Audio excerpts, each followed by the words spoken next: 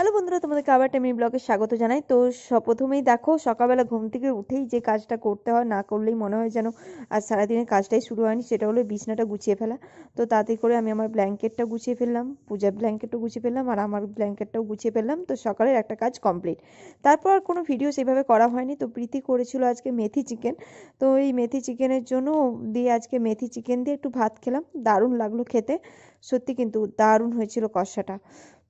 তো আমার মুখটা দেখেই বুঝতে পারছো, কষাটা কিন্তু সত্যি খুব সুন্দর হয়েছিল। তারপর মেথি চিকেন দিয়ে একটু ভাত খেয়ে নিলাম। তারপরে ভাত টাত খাওয়ার পর আমি আর প্রীতি দুজনে মিলে ভেবেছিলাম একটু সিনেমা দেখবো।